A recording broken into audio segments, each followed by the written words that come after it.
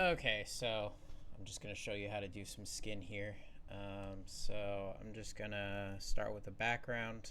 I'm going to select this, and I'm going to kind of cheat here. So we're just going to do a simple one. So I am going to... actually, no. Make it like that. Nah, that sucks. Could be better, I guess. Whatever. And then we're gonna make a circle. Nope. And I'm just gonna pick a color here. Make it a little more pink. There we go. And then I'm just gonna fill that in. Oh wait, is the tolerance area scaling? I think we're good. Okay. And we're gonna deselect that. Go to layer settings. Clip to reference layer. Oh no, that's not what I wanted.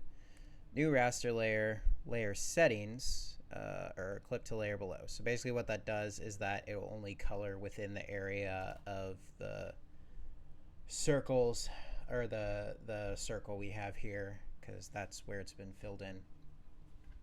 Okay. So now, this part's brighter, so it's going to be our light source. I'm going to pick like the brightest area I can get here, and probably gonna desaturate it just a bit. So when you're messing with multiply layers, the less saturated it is, the less dark it's gonna be. Okay, so just keep that in mind. So the more saturated, the darker it's gonna be, or the stronger the multiply layer is. Okay, so we're just gonna fill that. Now, what I like to do when I shade stuff is I just like to straight up fill it in and then take away. I guess it just depends. I mean, sometimes I'll do it where I'm just adding shading in different places. Just to, if it's like a bright sunny day, I don't need to do this fill in unless they're in like the shade or something. Okay, so now I'm going to go to here. Oh no, I'm gonna go selection. Yep, and then I just like to use the fill tool. Turn this all the way black. And oh no, I did that wrong. I'm sorry. When it's on the in selection, then I just use the transparency one. All right, that's looking pretty good. And then I'm going to, because this is a circle, it's going to be blurred on the edges because the light is not very intense. So just gonna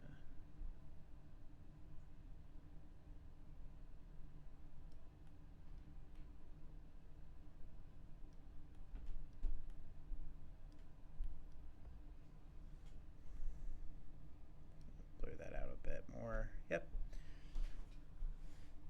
All right, that looks okay. I'm gonna move my mic. Sorry. My mic is weird, so it has to be like right up against my face. But the problem is that I can't see my screen when I'm drawing. So, yeah, it looks all right. Okay, so next thing, maybe there's a better way I can do this, but I just like to establish the shadows before I add gradients. Um, that's why I fill instead of just drawing it in, and then using the transparency layer, because it allows me to add a gradient after the fact depending on whatever. Oh shit, where's the, oh, there it is. Okay. So yeah, I'm gonna take this one. Okay, so it's already on white, which is good. So like I said, you know, the less saturated the color, the less intense the light's gonna be. So I believe I go here. I could be wrong about that though.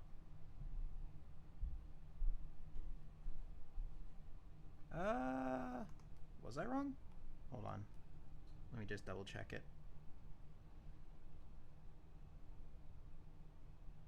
No, okay, I wasn't wrong. Okay, so now we're gonna go here.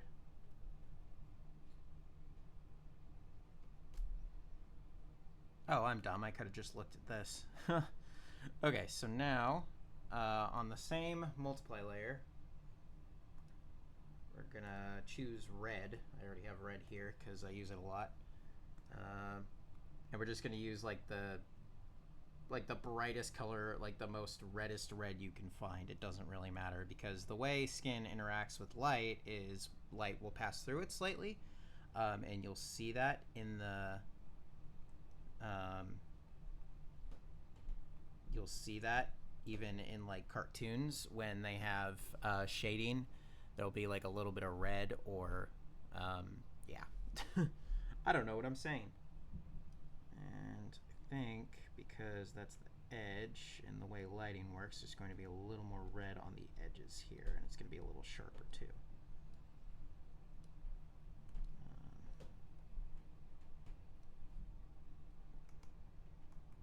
Oh wait, yeah, okay, that's good. I can just blur that.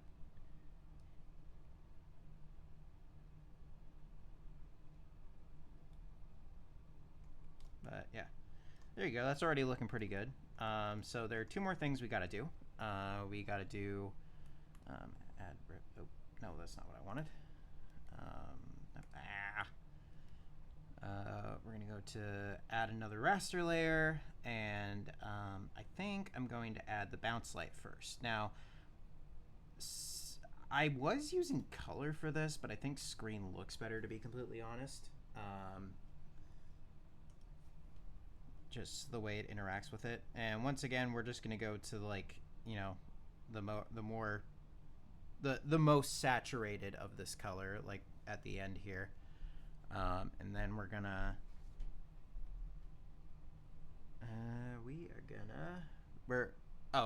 we're gonna basically do the same thing we did here. So we're gonna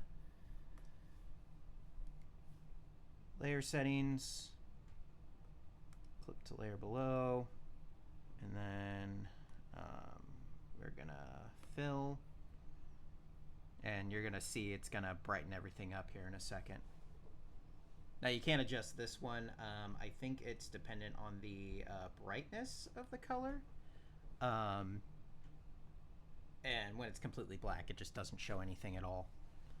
So yeah, and then we're gonna go to make a mask. And this one, we're actually gonna go to mask outside selection. So basically, everything here is gonna be transparent until we add on to it. And once again, I like to use the select fill tool. It's just how I do things. And then we're gonna kind of decide what it's gonna look like here, because this could be like, here, let me show you here. Add new raster layer. So depending on where the light is, okay, it could be right here. So, or where the bounce light is, it could be here, you know, it could be right here. Or if it's right here, it could be right here. So if I was looking at this, like basically like that, then that would be a little more circular. And if it was back here, it would probably be a little more crescent shape. I would definitely look at some tutorials on that. You know, drawing in, like, you know, making your things look 3D. Okay, so now I'm just gonna say it's kind of down here, like almost like completely 90 degrees from where the camera is, if that makes sense. It just makes things less complicated for me. And there you go. So now we're gonna do the same thing we did with the multiply layer, and we're gonna blur it out. Now, depending on how intense the light is, it could be really sharp, or it could be, you know, it could just be really blurry. Oh, I bumped my mic. It also depends on style. Like there are a lot of digital artists and you know, comic colors who do their things kind of more sharp. There are also some who do like a mix of the two and are really good at it. Me, I'm kind of a mix. It just depends on, you know, how intense the light is, where the shadow's coming from, you know, just practice and, you know, you'll get better at it. Okay, that's looking pretty good. So now, I think the next thing, oh yeah, okay, yeah. The next thing, actually, I'm gonna, okay, so I forgot I had that layer there. The next thing is we're gonna create another, actually, I think we're gonna create a color dodge on this one. And because we've got the light there, so I'm gonna go to, not that one, not that one either. I'm gonna go here, change the brightness a bit, and then I'm gonna go here to the what is it called? Spray brush, I don't know, airbrush. And I'm gonna change the hardness. I like to keep it kind of sharp. It's just my style. Gives me more freedom for adjustment later on if I want to change something. But you know, like I said, all to your own. And then we're just gonna. Oh no! I messed that up. I'm sorry. I apologize. We're gonna go to layer settings. No, not reference. Oh my gosh. I can't think. I had a Red Bull slushie from Sonic, so I apologize if this is a little, if I'm a little squirrely right now. Yeah, okay, so we clip that to the layer below. So basically all of these are linked to this layer here, and it basically won't, it'll basically mask it so any of the color stays inside this circle here. It is great for making comics. I'm not kidding. I literally found out about this a month ago, and it saves me a lot of hassle and speeding up my, oh, what did I do there? Did I change that back? I did. I'm sorry. Okay, so we're set back to where we were. This is now clipped to the other layers, and I've set it to color dodge. And we're using that for basically the highlight. You know, there are different ways to do highlights. Some people like to do them really sharp. Depending on what you need in the scene, it could be either really sharp or really smooth. Once again, also just depends on style. The other thing I like to add, you know, depending on whether the skin is going to look wet or not, is just a little, dang it, I forgot what it's called. They're called, like, not beauty marks, but they're, you know, it's basically just to show some sort of reflection. Now, this one's a little tricky.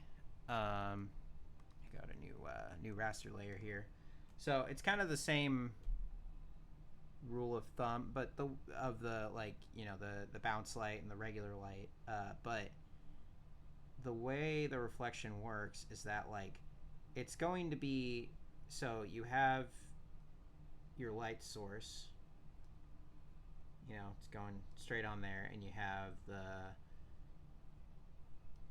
camera. I'm just going to call that a camera, right? So this is going to be kind of in between because of the way the reflections are. The way that reflections work is basically the more of an angle you get on a surface, the more reflective it's going to be. And that's with everything. Everything has that kind of, what do they call it? PBR, I think is what they call it in 3D. I could be wrong about that. But yeah, so basically, because the light is kind of going like this, and then, you know, the light's going to bounce. So it's going to kind of reflect into this camera. It's going to kind of go at an angle, reflect into this camera because it's circular. And the same thing would kind of apply if it was a cylinder. It's just, you know, with a cylinder, it would be more like this. Hopefully you're following. I'm sorry. But yeah, so, but for that little reflection there, I like to turn up the sharpness on my airbrush for that, because, I don't know, just add some personality. And just a little more for that. Yeah, there you go. Because it kind of diffuses itself. Because, like I said, the skin absorbs light. So, all right, there you go. You just made your first shaded skin thing in Clip Studio Paint. Hopefully, you were able to follow along. Doesn't make a lot of sense. The way I'm talking, I hope, or I think. But hopefully you get it. That's all.